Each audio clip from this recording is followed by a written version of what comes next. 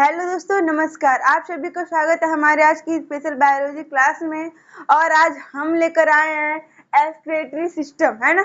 मैंने अगले वाले वीडियो में बाई पार्ट 1 पढ़ाया था एक्सक्रीटरी यानी उत्सर्जी तंत्र का पार्ट 1, और इसमें है पार्ट 2। ठीक है, सभी लोग दिल थाम के बैठ जाइए क्योंकि ये क्लास भी बहुत जोरदार होने वाला है, बहुत अच्छा होने वाला है। ठीक है, बस आप लोग अच्छे से मन लगा के पढ़िए और सब कुछ हम इतना जल्दी आपको रिवीजन करा देंगे, इतनी अच्छे से आप लोग सोच भी नहीं सकते वहां तक। ठीक है, तो चलिए टॉपिक पे आते हैं। भाई, मैंने पार्ट 1 में पढ़ाया था कि नेफ्रॉन दो प्रकार के होते हैं। एक होता है ग्लोमेरुलस और दूसरा होता है बोमेन, है ना। नेफ्रॉन को किडनी किडनी की इकाई किसे कहते हैं? बोलोगे मैम, किडनी की इकाई नेफ्रॉन को कहते हैं। ठीक है, नेफ्रॉन हमारे जो किडनी में 32 लाख से मतलब अधिक होती है, उनके उसकी गिनती हम लाखों में करते हैं। ठीक है, आइए देखते हैं पार्ट 2 हमारा। अब है मूत्र का पीएच कितना होता है। मूत्र का पीएच मान कितना होता है? तो बच्चों लगभग 4.0 से लेके 8.0 के बीच होता है ना। हमारे पेशाब का जो पीएच कितना होता है? बोलोगे मैम, हमारे पेशाब यानी मूत्र का पीएच मान लगभग अबाउट में 4.5 से लेके 8.0 के बीच में होता है। ठीक है, और देखिए 4 और 8 के बीच में जब होता है तो हमारा अम्लीय प्रकृति का है ना, हमारा एसिडिक है। ये हमारा जो मूत्र है क्या एसिडिक है। ठीक है, अगला देखिए पेशाब का रंग पीला। अच्छा, आप लोग देखते होंगे नॉर्मली तो पेशाब का रंग पीला होने में बहुत सारे रीजन होते हैं। पहले क्या है, अगर हम बहुत पानी कम लेते हैं, बहुत कम पानी पीते हैं ना, जब हम बाथरूम में जाते हैं तो क्या होता है, तो मूत्र का रंग पीला होता है। ठीक है, दूसरा ऑप्शन है कि जब हम लोग दवा लेते हैं या डॉक्टर द्वारा कोई दवा दी जाती है तो वो दवा हमारे बॉडी में उस दवा का जितना काम होता है वो क्या करता है, बॉडी हमारा ले लेता है, और जो ज्यादा मतलब होता है उसको हमारा मूत्र के द्वारा बाहर निकाल देता है। अधिकतर आप लोग देखोगे जब बुखार की दवा हम लेते हैं या अदर ऐसी कोई जो दवा हम लोग लेते हैं दर्द वगैरह की, तो जब हम लोग बाथरूम जाते हैं तो हमारा जो मूत्र होता है वो पीला होता है। ठीक है, और कभी कभी नॉर्मल जब कभी कभी किसी का पीला रंग आता है तो बच्चों ये यूरोक्रोम के द्वारा, ठीक है, पीला पेशाब का पीला रंग यूरोक्रोम के द्वारा होता है। ठीक है, कब? मैम जब कोई पानी भरपूर मात्रा में ले रहा है, कोई मेडिसिन नहीं ले रहा है, उसकी बाद नॉर्मली जब हल्का हल्का पीला या फिर वैसे पीला आता है तो वो यूरोक्रोम के द्वारा हमारा पेशाब का रंग पीला हो जाता है। ठीक है, अब आता है कि मैम जब हम टॉयलेट जाते हैं तो मल का रंग भी पीला होता है। इस चीज को हम भी आगे बताएंगे, फिलहाल ये आप देख लीजिए। ठीक है, यहाँ पे मैं लिखी भी हूँ, मल का रंग पीला क्यों होता है? बिलुरुबिन बिलुरुबिन एक स्रावित करता है। ठीक है, हमारा क्या है वो, तो उसके कारण जो हमारा मल है वो भी पीला होता है। ठीक है, हमारे यूरिन का रंग पीला क्यों होता है मैम? यूरोक्रोम के द्वारा होता है। और मल का रंग पीला क्यों होता है? तो बोलोगे मैम हमारे मल का यानी लैट्रिन का रंग पीला हमारा बिलुरुबिन के कारण होता है। ठीक है, अगला देखिए किडनी, जिससे किडनी में पथरी कैसे होती है, किसकी बनी होती है ना। तो देखो किडनी को हम क्या कहते हैं? स्टोन भी कहते हैं। किडनी को हम क्या कहते हैं? स्टोन भी कहते हैं, है ना। किडनी में हमारा कैल्शियम ऑक्जिलेट, किडनी हमारा जो जो किडनी में जो हमारा पथरी होता है ना, वो क्या होता है बोलो मैम? कैल्शियम ऑक्जिलेट का होता है ना।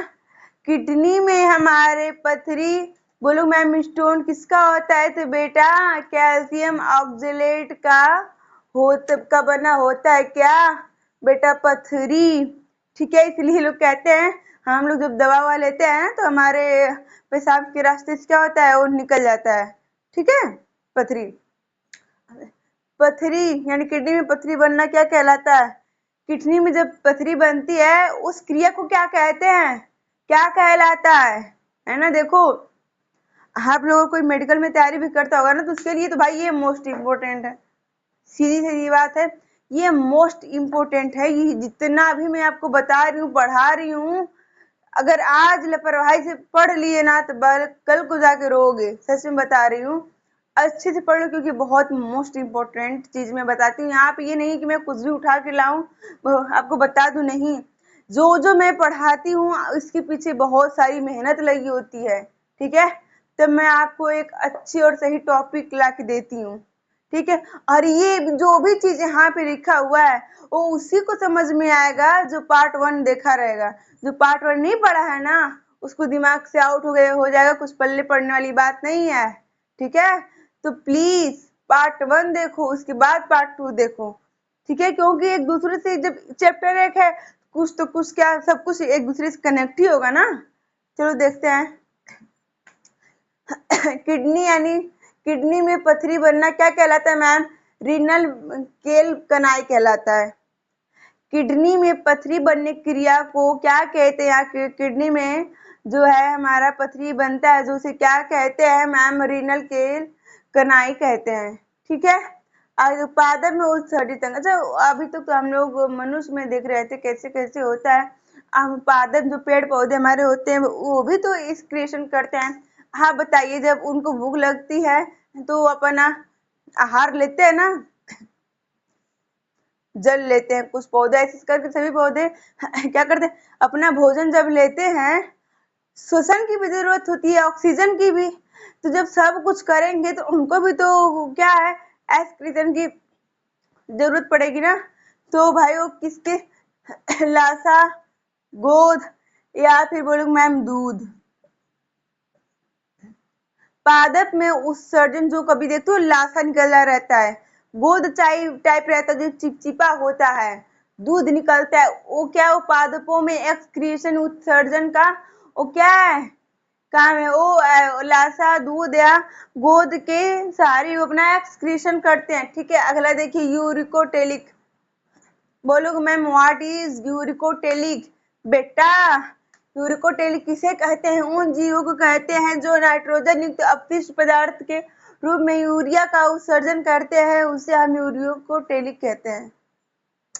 नहीं पल्ले पड़ा तो पल्ले पढ़ाती हूँ। उन जीवों को कहते हैं यूरियोटेलिक। हम उन जीव को कहते हैं जो क्या करते हैं, जो मैम नाइट्रोजन युक्त अपशिष्ट पदार्थ के रूप में यूरिया का उत्सर्जन करते हैं।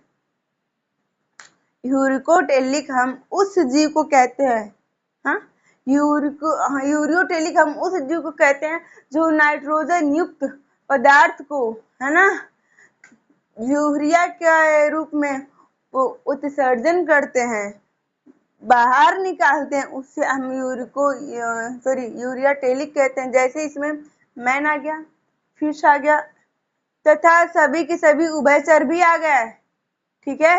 अगला देखो यूरिकोटेलिक। यूरिकोटेलिक में ऐसे जीव जिनमें क्या होता है, इनमें नाइट्रोजन पक्षी जो अपने अपशिष्ट नाइट्रोजन का अधिकांश भाग यूरिया एसिड के रूप में उत्सर्जित करता है, उसे यूरिकोटेलिक कहते हैं। जैसे बेटा देख लो क्या इसमें है, यूरिकोटेलिक किसे कहते हैं? इसमें नाइट्रोजन पक्षी जो अपने अपशिष्ट पदार्थ, इसमें नाइट्रोजन युक्त जो पक्षी होता है ना वो अपने अपशिष्ट यानी बचे हुए पदार्थ को नाइट्रोजन का कांस्य भाग बनाकर यूरिया एसिड यानी शॉर्ट फॉर्म में क्या है लो यूरिको एसिड किसे कहते हैं? जो यूरिया एसिड का उत्सर्जन करता है किसमें मैम? नाइट्रोजन युक्त पदार्थ के रूप में, उसे हम यूरिकोटेलिक कहते हैं।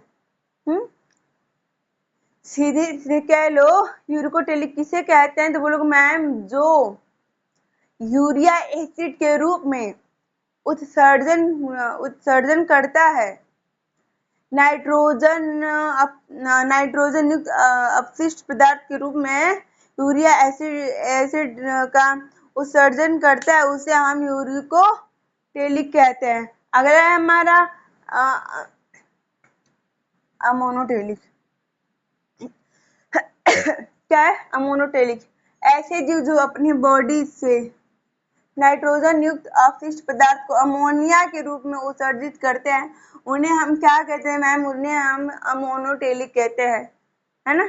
देख लीजिए ऐसे जीव जो अपने बॉडी से नाइट्रोजन युक्त अपशिष्ट पदार्थ को अपने बॉडी से अमीनो एसिड के रूप में बाहर करते हैं, उन्हें हम अमीनोटेलिक कहते हैं, जैसे हाइड्रा हो गया, प्रोटोजोआ हो गया, इकाइनोडर्मेटा हो गया और फिश हो गई, इत्यादि से बहुत सारे होते हैं, है ना। तो देख लो ऐसे जीव जो बॉडी, इससे हम सीधे सीधे कहेंगे ऐसे जीव जो अपने बॉडी से अमोनिया के रूप में, जो अपने बॉडी में अपशिष्ट पदार्थ को, बचे हुए या खराब पदार्थ को अमोनिया के रूप में आउट ऑफ बॉडी करते हैं, बॉडी से बाहर करते हैं या उसका उत्सर्जन करते हैं, उसे हम अमोनोटेलिक कहते हैं।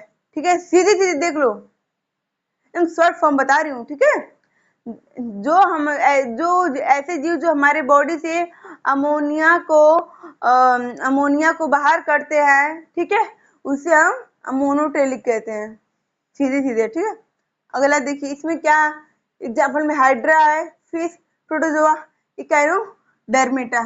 ठीक है, देखिए, अच्छा मैं एक ट्रिक बता रही हूँ आपको। बोलोगे मैम क्या? तो बेटा ट्रिक बता रही हूँ आपको याद करने का। बोलोगे मैम क्या याद करने का? तो बेटा याद करने का बता रही हूँ मैं, उत्सर्जी अंग, है ना, उत्सर्जी अंग याद करने का मैं आपको क्या एक ट्रिक बता रही हूँ। ठीक है, तो कौन सा ट्रिक है? देखो, हाथ की फेल, हाथ की फेल। बोलोगे मैम ये कौन सा ट्रिक है? तो मेरा यही ट्रिक है ना, हाथ की फेल। देखो, ये हाथ की फेल, है ना, ये आंत हो गया, इंटेस्टाइन जिसे कहते हैं हम, इसमें स्मॉल इंटेस्टाइन और लार्ज इंटेस्टाइन दोनों आएंगे, ये कंफ्यूज में मत रहना मैम स्मॉल आएगा कि लार्ज में आएगा, ये बिल्कुल भी मत सोचना है बेटा, इसमें दोनों आता है। ठीक है, त्वचा, से त्वचा, स्किन, जो हमारे बॉडी से पसीना सीबम को क्या करती है? बाहर करती है। ठीक है, आज हमारे अपशिष्ट पदार्थ को आउट ऑफ बॉडी करता है। किडनी, ठीक है, किडनी भी हो गई, है ना, फेफड़ा हो गया, लीवर हो गया। ठीक है, किडनी को जानते हो आप सभी की मूत्र के रूप में, इसका मुख्य कार्य ही होता है यूरिन को आउट ऑफ बॉडी करना, और हमारे पूरे एक्सक्रीटरी सिस्टम में सबसे मुख्य भूमिका हमारा वृक्क यानी किडनी का होता है। हम पूरे चैप्टर में किडनी के ही बारे में मुख्यतः पढ़ते हैं। ठीक है, इतना हो गया। अच्छा, एक आता है, बहुत लोग कंफ्यूज होते हैं कि रक्त को छानना, शुद्धिकरण करना में, है ना, लोग कहते हैं। तो बेटा देखो, किडनी में रक्त को छानने का काम, देखो, हाँ, किडनी में रक्त को छानने का काम कौन करता है? सॉरी, रक्त को छानने का काम कौन करता है? मैम किडनी करता है। ये क्या करता है ना, जानते हो? ये क्या करता है? अच्छा खराब जो भी ब्लड आता है, सारा को सारा क्या करता है? छान देता है। ठीक, लेकिन अब हमारे जो ब्लड है उसमें बहुत सारे केमिकल्स हैं, है ना, बहुत सारे मिनरल्स हैं, होता है ना। लेकिन ये जो हमारा लंग्स है, शुद्धिकरण लंग्स करता है बेटा। तो हमारा लंग्स क्या करता है? जब इसके पास ब्लड जाता है ना, ये करता है रुख से सूरज तुझे बताते हैं। तो ये क्या करता है? जो हमारा मेन चीज होता है, जो अच्छी चीजें होती है, उनको क्या करता है? मतलब उसको फिल्टर करके हमारे बॉडी में काम के लिए भेज देता है, और जो खराब होता है उसको कहते हैं तुम यहाँ से निकल लो, तुम्हारी जरूरत नहीं है। जो खराब मिनरल्स होते हैं या जो अपशिष्ट पदार्थ होते हैं उसे बाहर निकाल देता है, और जो अच्छे होते हैं उनको बॉडी में रखे रहता है। कौन? मैम लंग्स, है ना। रक्त को छानने का काम किडनी करता है, शुद्धिकरण लंग्स करता है।